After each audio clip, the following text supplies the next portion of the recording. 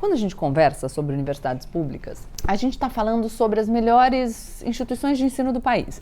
Instituições que vêm recebendo ataques contínuos de muitos lados, mas principalmente do grupo que se instalou no Palácio do Planalto.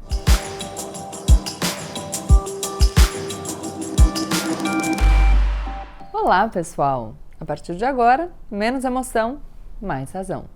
Aproveita, se inscreve no canal, deixa seu like e compartilha esse vídeo com seus amigos.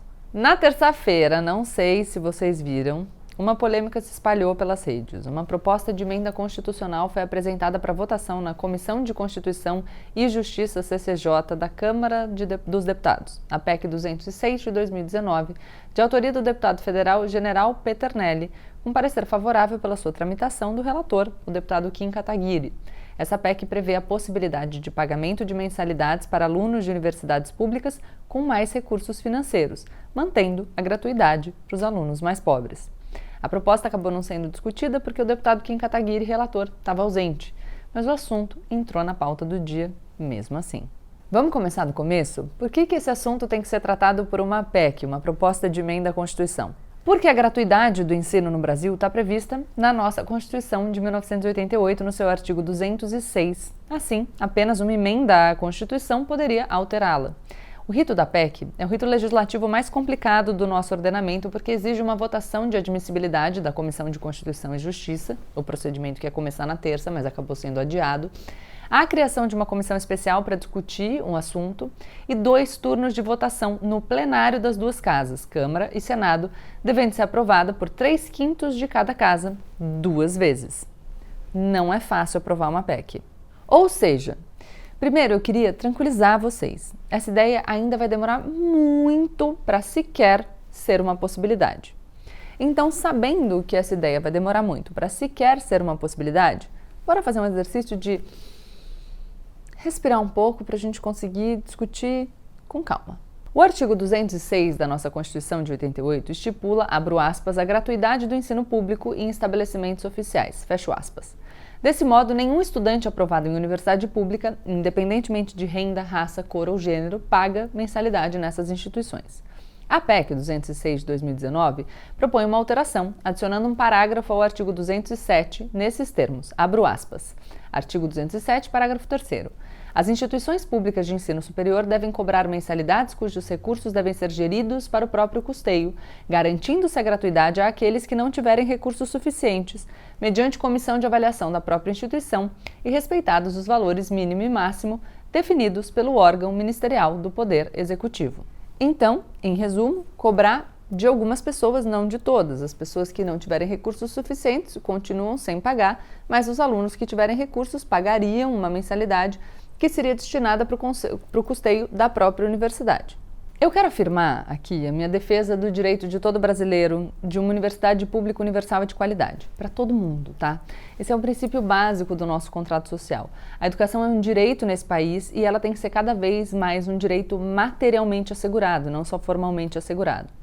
Mas eu quis trazer para vocês o conteúdo da tal PEC, para que a gente possa conversar aqui nesse espaço sobre o conteúdo de fato da proposta. Isso porque eu sinto que muitas vezes, na discussão rápida das redes, as pessoas não têm o cuidado de ir lá ler o que está escrito na proposta e acabam discutindo um espantalho da questão. Ou seja, uma versão mais absurda, fantasiosa. E isso todo mundo faz, é do ser humano. A gente vê uma coisa que nos revolta e a gente tem uma reação emocional àquilo, é normal. Mas eu acredito que para que a gente possa ter uma discussão sobre política pública nesse país sem tabus, a gente precisa ter esse cuidado de analisar o texto com a atenção que um assunto importante, grave desses exige. Falar da coisa mesmo, e não daquilo que disseram ser a coisa. E sabe por quê? Porque a gente não precisa do espantalho para criticar, e ao fazer isso, a gente enfraquece o nosso argumento. Essa proposta merece várias críticas, não diz nada sobre valores, sobre progressividade, não traz um desenho para esse tal mecanismo de definição que seria exercido pelo Ministério da Educação, que socorro, né? Enfim, a partir do Ministério da Educação, que nesse governo tem sido contra a educação. Não fala de critérios específicos que determinem o público-alvo de tal cobrança e nem como ela seria feita. A gente pode criticar o texto mesmo. Quando a gente conversa sobre universidades públicas, a gente está falando sobre as melhores instituições de ensino do país. Instituições que vêm recebendo ataques contínuos de muitos lados, mas principalmente do grupo que se instalou no Palácio do Planalto. Instituições essas que também mantêm a sua excelência em ensino e em pesquisa, apesar da falta de financiamento apropriado para suas atividades e dos recentes cortes que a educação superior sofreu. Anos de políticas de cotas e do sistema SISU de ingresso à universidade mudaram a composição dessas instituições. Isso é muito importante. Se antes havia a imagem de que a maioria dos estudantes nas universidades públicas vinham, na verdade, de escolas privadas e tinham melhor condição financeira, esses programas mudaram esse cenário de forma considerável. Na última década, a implementação das cotas socioeconômicas e raciais levou para as universidades alunos de outro perfil socioeconômico. Uma pesquisa da Associação Nacional dos Dirigentes das Instituições Federais de Ensino Superior, de 2018, indica que 70,2% dos alunos dessas instituições estão na faixa de renda mensal familiar per capita de 1,5 salário mínimo. Alunos que cursaram ensino médio em escolas públicas foram maioria absoluta, 64,7%, e os que cursaram em particulares representaram 35,3%. Mas isso não quer dizer que ainda não tenha muito a ser feito. Para mim, uma discussão sobre cobrar ou não cobrar matrícula de alunos ricos em universidades públicas, embora possa ser feita, tira o foco do real problema da educação no Brasil, que é a necessidade de um salto de qualidade na educação básica. Sem que esse aluno seja bem preparado desde a infância, não existe mágica que uma universidade possa fazer. E vamos lembrar aqui que, em números de 2021, apenas 18,1% dos jovens de 18 a 24 anos estão matriculados no ensino superior. Somente 17,4% das pessoas de 25 anos ou mais concluíram um curso nessas instituições. Ou seja, a imensa maioria dos estudantes brasileiros não tem oportunidade de chegar lá. Como a gente consegue que mais alunos no Brasil tenham a possibilidade de chegar no ensino superior, se assim eles quiserem? Aí vocês vão dizer para mim, mas a gente não tem dinheiro para educação básica, não tem dinheiro para educação superior, porque as contas estão apertadas. Pois é, galera, outro assunto que a gente pode debater. Mas então vamos falar de reforma tributária de maneira honesta nesse país? Porque educação é um direito essencial. E é uma conta pública que a gente precisa pagar. Afinal, a gente precisa de professores bem remunerados, instalações apropriadas, limpeza, refeitório, profissionais administrativos. É uma estrutura grande, considerável. E como funciona o dinheiro que paga as contas públicas? O dinheiro do Estado, já repeti isso aqui inúmeras vezes, não é dele. O Estado é um ente de gestão da vida social que utiliza os nossos recursos de impostos para gerenciar as atividades que nós, coletivamente, enquanto nação, decidimos ser importantes. Tipo no seu prédio. Você paga mensalmente uma taxa para as despesas do condomínio. O seu prédio tem um síndico, mas ele não é dono do prédio nem dono do dinheiro. Ele faz a gestão desses recursos e tem que prestar contas. Se o caixa está apertado, a gente pode ou diminuir o gasto ou aumentar a arrecadação.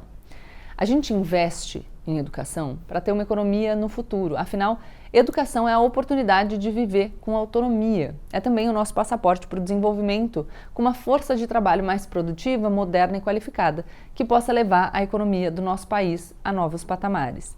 A gente pode sempre discutir modelos. Isso vocês nunca vão me ver sendo contra. Afinal, a gente tem que trocar o pneu desse carro com ele andando, eu sei. A gente precisa focar na educação básica, mas a gente precisa também dar os recursos necessários para o ensino superior agora. É uma equação complicada. Partindo desse pressuposto, que para mim é inegociável, de que é direito de todo brasileiro uma educação política gratuita de qualidade, a gente pode discutir melhores formas de financiar essa necessidade. A gente tem um problema de acesso às universidades e a gente tem um problema de qualidade no ensino básico. E a gente precisa de recursos para as duas coisas. Tem um pesquisador do IPEA, da Fundação Getúlio Vargas, o Paulo Meyer Nascimento, que sugere, ele é favorável, por exemplo, a um modelo de cobrança sobre a renda futura do aluno, como acontece na Austrália. Um valor seria cobrado posteriormente aos estudos do aluno, atrelado ao seu desempenho no mercado de trabalho, usando dados da Receita Federal daquele indivíduo que teve a oportunidade de estudar numa universidade pública. Então, quando o aluno está na universidade, ele não paga nada, mas depois, quando ele já estiver no mercado de trabalho, se ele tiver um emprego bom, ganhando bastante dinheiro, ele pode devolver um pouco de dinheiro para essa universidade. Afinal, ele se beneficiou daquele tempo de estudo para conseguir se preparar para essa colocação que agora ele tem. É outra opção para tentar equacionar a necessidade de custeio dessas instituições. Existem várias ideias sobre a mesa e a gente precisa poder discutir todas elas com calma, com menos emoção e mais razão. Estou sugerindo a vocês que vocês adotem essa ou qualquer outra proposta? Não. Estou falando só para a gente respirar 3 vezes e não deixar a emoção tomar conta de todo o debate, porque senão a gente não consegue propor alternativas. O Brasil tem problemas enormes e concretos que precisam de respostas para ontem. Interditar o debate é interditar a possibilidade da gente encontrar soluções. A educação pública, gratuita, de qualidade, deveria ser direito de todos. Eu vou reiterar isso, sim, com certeza. Mas ela tem sido? A gente tem que nos perguntar. Os números nos mostram que ainda não. Então, como que a gente trabalha para trazer esse direito para todo mundo com qualidade? Como que a gente trabalha para ter o financiamento necessário? Os mais ricos precisam contribuir mais proporcionalmente. Talvez seja o caso da gente pensar em algum tipo de contribuição dos alunos que fazem parte dos mais ricos desse país, que poderiam beneficiar mais as pessoas que estão ingressando pelo sistema de cotas, por exemplo. Talvez. É isso? Não sei. E a gente tem que deixar transparente aqui quem são os mais ricos no Brasil. E eu quero que vocês prestem muita atenção nisso, porque eu penso que esses números podem chocar alguns de vocês. Em números da PNAD contínua de 2019, 90% dos brasileiros têm renda inferior a 3,5 mil reais por mês. Se você ganha mais do que isso, você está entre os 10% mais ricos desse país. Você tinha essa noção? A situação no Brasil é muito mais calamitosa do que muitos podem imaginar. A pessoa que ganha R$ 3.500 e vive numa grande cidade pode estar pensando agora: hã? Imagina que eu sou rico, eu estou aqui lutando para fechar as contas do mês. Pois é, esse é o nível de desespero. 90% da população não tem nem isso. Os 5% mais ricos têm renda mensal em torno de R$ 10.000, em números de 2019. A gente tem que ver como é que isso vai se atualizando, porque teve pandemia, né? É claro que dentro desses 5% tem gente muito mais rica do que isso. Mas vocês compreenderam o meu ponto? Eu tenho certeza que muita gente não sabia desse fato assustador, que muita gente não sabe o que é ser rico no Brasil. É complexo, gente. Você imaginava isso? Não, né? Você imaginava que para fazer parte dos 10% mais ricos você precisa ganhar só acima de 3,5 mil reais por mês? Nunca. O nosso problema é mais amplo. Nós temos problemas estruturais como o estrangulamento das contas públicas, mas também conjunturais. As universidades estão sob ataque. Eu me pergunto, essa discussão nesse momento revela uma preocupação com fonte de custeio das instituições de ensino ou uma tentativa de comunicação com eleitores que rejeitam a universidade, que rejeitam a ciência? Porque vocês sabem que essa postura está na moda aí entre uma galera. É uma dúvida minha. Existe um certo populismo de direita que acusa as universidades de fazerem lavagem cerebral nos alunos. Essas pessoas que propuseram essa PEC estão engajadas nessa temática fora do ano eleitoral ou essa discussão é um gol político? Que alguns estão tentando marcar com a sua parcela do eleitorado que tem ranço, por falta de palavra melhor, de ciência e de intelectualidade. Eu sempre peço para vocês atentarem para a estratégia dos atores políticos. Para quem é positivo falar disso agora? Como eu falei para vocês no começo do vídeo, mesmo se essa PEC começar a ser analisada pela CCJ, serão meses ou até anos até que todo o processo seja concluído. Mas talvez, para quem interessa, mesmo se nada acontecer, a jogada publicitária já foi feita. O fato é que a gente não pode ter interdições do debate sobre políticas públicas, a gente precisa conversar de verdade para encontrar soluções. Senão a gente vai ficar pulando de iniciativa publicitária em iniciativa publicitária. O financiamento da educação pública é um problema seríssimo que não pode ser esvaziado por brigas de internet. Às vezes parece que não se consegue discutir política pública nesse país sem virar um ringue. Essa é mais uma das coisas que a gente vai ter que mudar para a gente avançar enquanto país nos próximos anos. E esse devia ser um compromisso de todo mundo. Antes da gente cobrar do outro, vamos cobrar da gente mesmo? Deixa seu like, se inscreve no canal e compartilha o vídeo com seus amigos. Alguém vai derrubar a escultura da porta.